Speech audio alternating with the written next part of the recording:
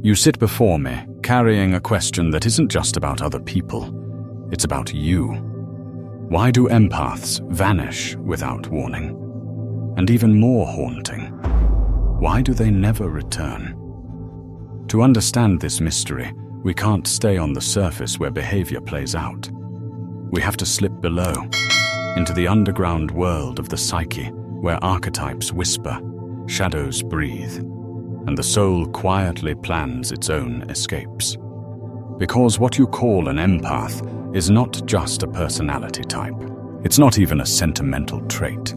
It is an ancient wound transfigured into sensitivity, a fracture that learned to glow. Empaths are not shaped by ease. They are shaped by rupture. Somewhere in the maze of early life, the empath discovered that survival depended on perceiving what was unspoken, feeling what was hidden, anticipating what everyone else tried to deny. This gift didn't drop from heaven.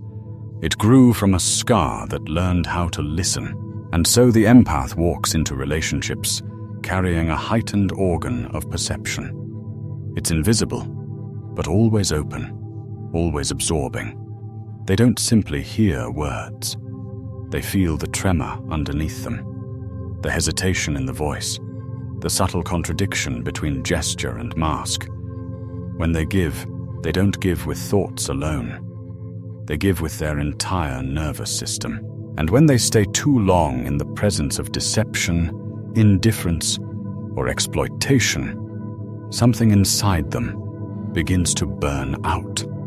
Not quickly, not loudly.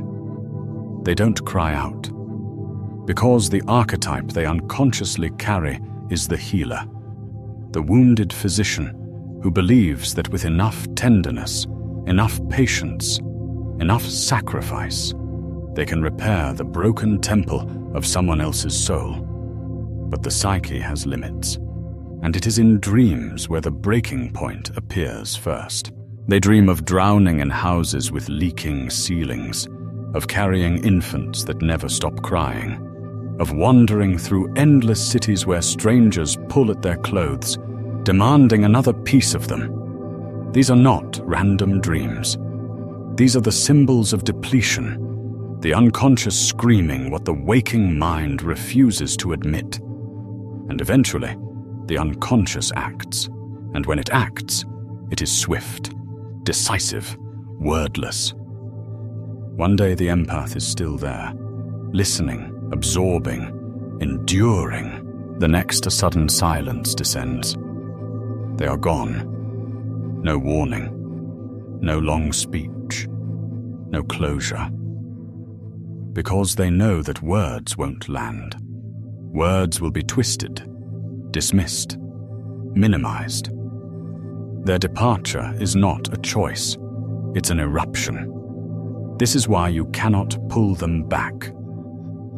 Once an empath's psyche tears away from a situation, it's not the conscious mind making the call. It's the deeper self, the archetypal center that orchestrates individuation, whispering, "Enough." And when the self speaks, the ego must follow, even if it doesn't understand. Return becomes impossible, because return would mean stepping back into the same tomb that drained them.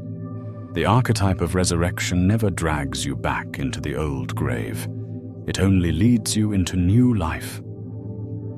Think of the myth of Persephone, taken into the underworld, forced to consume its fruit, bound to its darkness.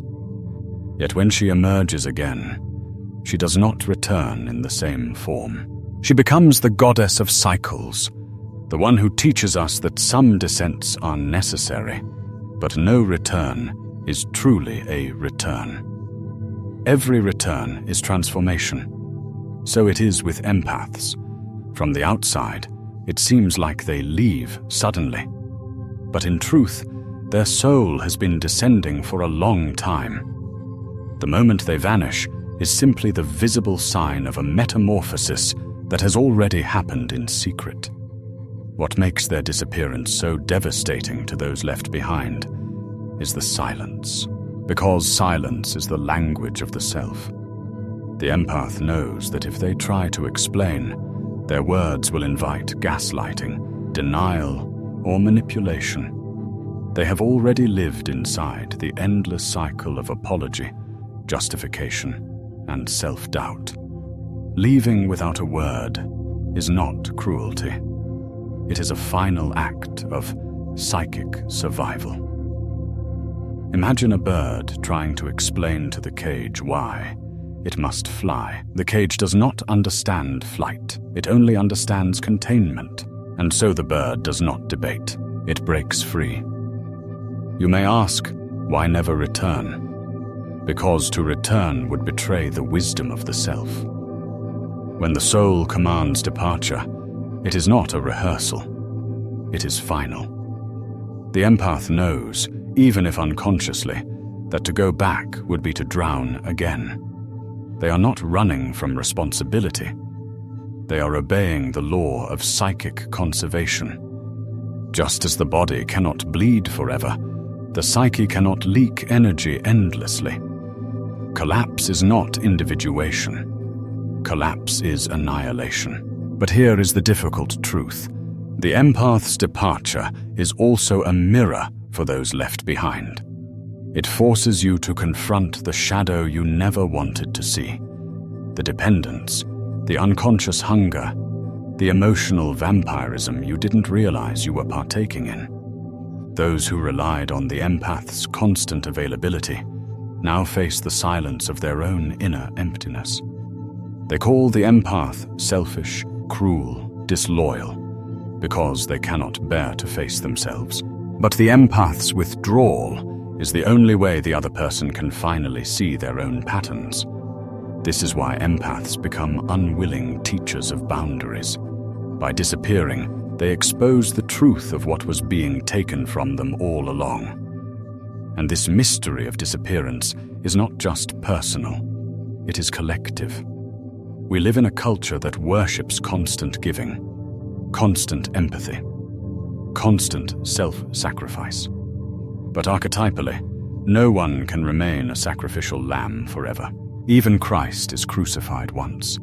He does not climb back onto the cross over and over to soothe an unconscious crowd. The empath's sudden vanishing is a micro-crucifixion, a refusal to be offered up again. They step into the archetype of the wanderer, the exile, the soul destined for a new horizon. And you must understand, for the empath, leaving is not triumphant. It is often lonely, confusing, filled with guilt. They hear inner voices accusing them of being selfish, cold, ungrateful. They fear being misunderstood. But this suffering is part of individuation. Every soul seeking wholeness must endure the guilt of disobeying the tribe. Individuation is always betrayal in the eyes of the collective. And yet staying loyal to the tribe when the self says leave is betrayal of the soul. After departure, their dreams shift. No longer drowning or carrying crying infants. Now they dream of discovering hidden rooms, or wandering into forests they never knew existed, or meeting figures who hand them tools they had forgotten. The unconscious begins to restore what was drained. They are not just leaving someone else. They are returning to themselves. And the question for you is not, why did they leave me? It is, what part of me demanded their sacrifice? Because the empath's disappearance is not the end of the story.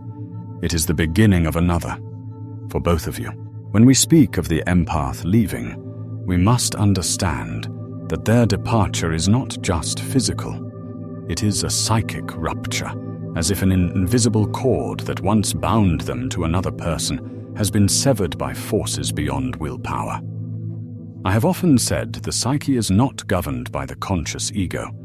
It is ruled by deeper structures, what Jung called the collective unconscious. And within this unconscious, the empath is tied to archetypes of sacrifice and redemption. They don't choose these roles, they inhabit them.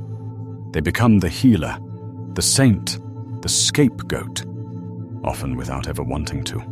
But every archetype contains a shadow. When the healer is unbalanced, they become the martyr. They bleed endlessly. They cannot stop giving. They forget how to live for themselves. This is why the leaving is so sudden. The martyr doesn't gradually loosen their chains. The unconscious rescues them through a radical act, a swift severing. It is the psyche reasserting balance, preventing psychic death. One day the empath is held by invisible loyalties. The next, the chains melt like wax in fire. To the outside world, this looks cold, cruel even. How can someone who cared so deeply vanish overnight? But inside the empath, it is nothing less than salvation. They are pulled away not by preference, but by destiny. And interestingly, you'll notice something.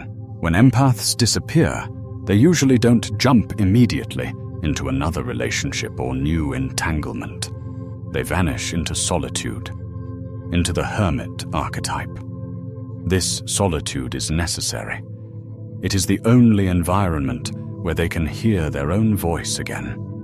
For years, perhaps decades, they resonated like a harp touched by every passing emotion, every vibration of others' needs. Now the instrument must be tuned back to the self. Solitude is not abandonment of humanity. It is the reconstruction of boundaries. It is the soul's alchemy in retreat. In this period, their dreams shift dramatically. They encounter forests, caves, oceans, wide landscapes, stretching beyond any city they've known. These are not just dream images. They are messages. They are the psychic wilderness, the vast unconscious renewing itself. The forest is rootedness. The cave is the womb of rebirth. The ocean dissolves the false persona that was built from pleasing others. The psyche gives them exactly what they lacked, not what the mind requested, but what the soul required. And this leads us to the central question: why do they never return? Because the archetypal current that carries them forward does not flow backward. Individuation is not a loop. It is a spiral. It moves upward, forward, deeper. So even if an empath crosses paths with the same people again, they are no longer the same person. They cannot be. Their departure marked an initiation, and once initiated, you cannot go back to innocence. You might ask, isn't forgiveness possible? Isn't reconciliation possible? Yes.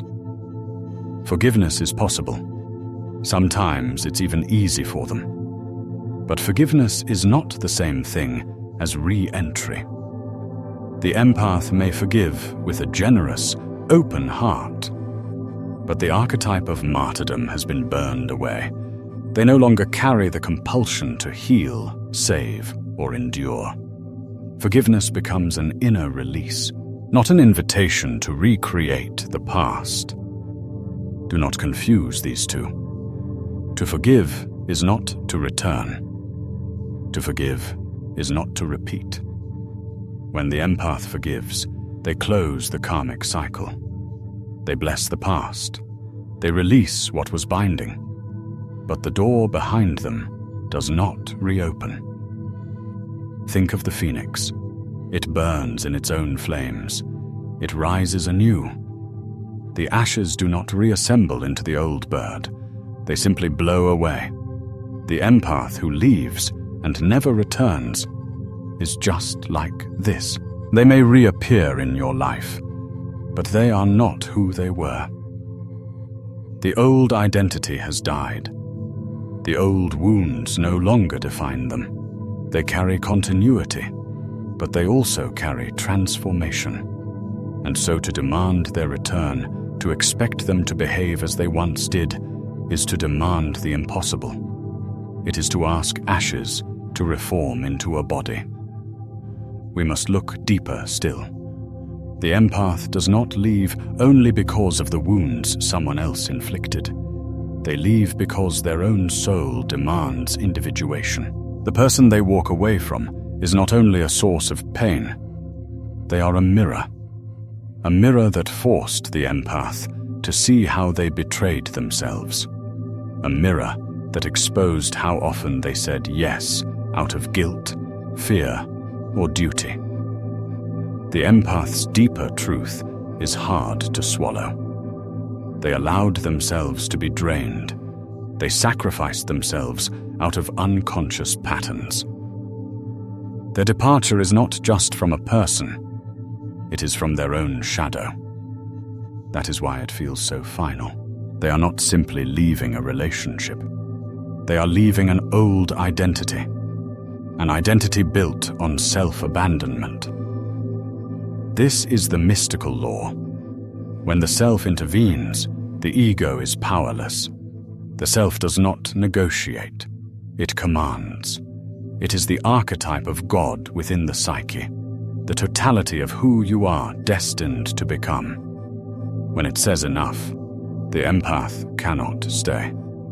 Their departure is obedience to the highest inner authority, and the ego trembles. Now, what happens to the one who is left behind? Pain, confusion, anger, a sudden emptiness. But within that emptiness lies a sacred opportunity. The empath's departure forces you to confront your own dependence, your own hunger, your own shadows. Maybe you were consuming their energy without knowing. Maybe their self-sacrifice allowed you to avoid confronting your own wounds. Maybe you mistook their endless giving for love. Now, you must face the void inside yourself, the one you once unknowingly filled with their presence. If you can bear this confrontation, if you can look your shadow in the eye instead of running from it, then the empath's departure becomes a gift. A brutal gift. A necessary one. In myth, the healer never stays forever. Hermes delivers the message, then vanishes. Christ heals, then withdraws to the wilderness. The shaman returns to the tribe, then retreats into the forest again. The empath is the same. They are never meant to be permanent caretakers. They are messengers, carriers of unconscious truth. They reveal the possibility of love and the danger of consuming it. Their vanishing fulfills the archetype. To cling to them is to refuse the lesson. So when you ask why they leave without warning, understand. The warning was always there, in their exhaustion, in their silence, in the dreams they never spoke aloud. And when you ask why they never return, understand. They obey a law older than human comfort. They obey the law of the self. They return only to themselves, not to the past. But the story isn't complete.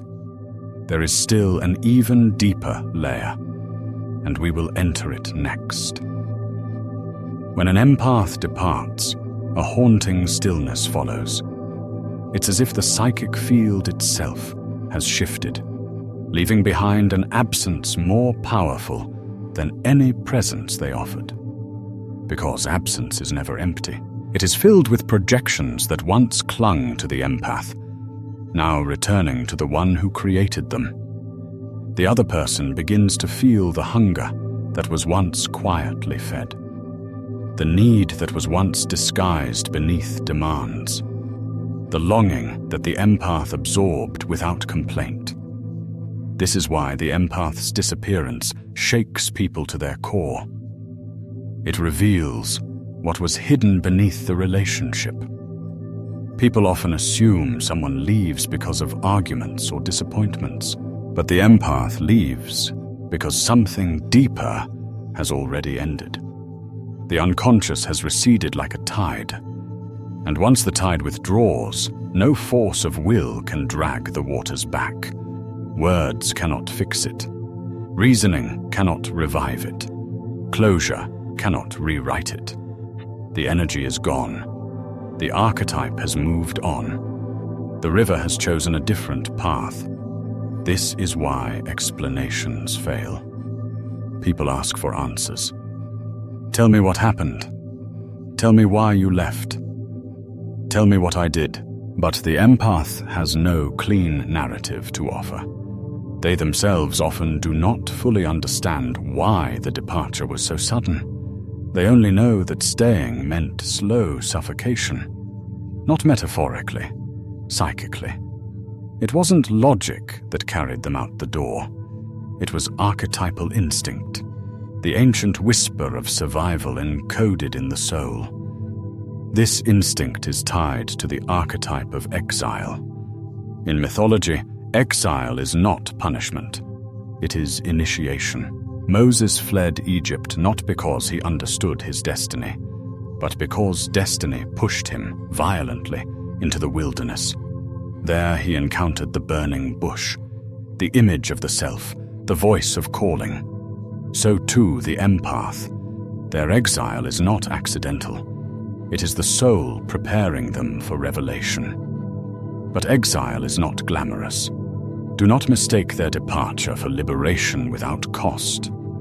They walk away with guilt, grief, confusion. They leave carrying invisible luggage, questions, wounds, memories, fears. The human heart does not move at the same speed as the self. And during this time, their dreams reflect the inner struggle. They wander alone through barren landscapes. They carry heavy bags. They cross deserts without end. These images are not failure. They are purification. The psyche is stripping away the false identity that grew around old obligations. And here, in solitude, they meet the shadow. For their entire life, the empath was consumed by the shadows of others. They absorbed everyone else's pain, rage, longing, trauma. They carried what wasn't theirs. But in solitude, the mirror turns inward. They confront the shadow within, the anger they suppressed, the desire they denied, the hunger they never allowed themselves to feel. This confrontation terrifies them, because the empath's identity was built on being the good one, the selfless one, the one who never burdens anyone. To see their own darkness feels like betrayal. And yet, without facing the shadow, there is no individuation. The mask must shatter. The hidden self must emerge. At first, the shadow appears in dreams as a monster, something that chases them, a dark figure demanding attention. They run, they hide, but eventually they must turn and face it. And when they do, they discover the truth. The monster holds a key, a piece of their own power.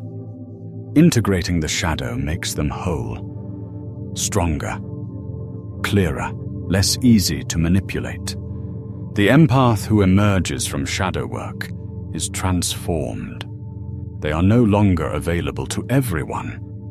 They are no longer drained by every emotion in the room. They no longer mistake self-sacrifice for love. This is the real reason they cannot return. Because once they have tasted wholeness, they cannot step back into fragmentation.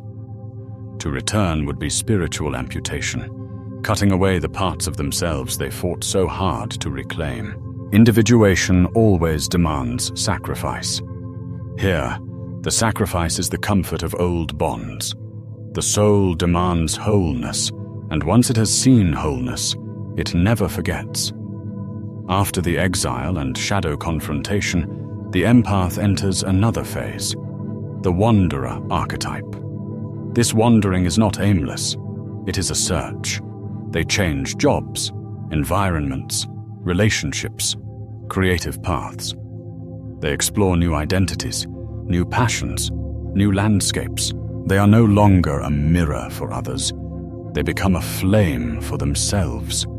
Their sensitivity now serves creation, not sacrifice.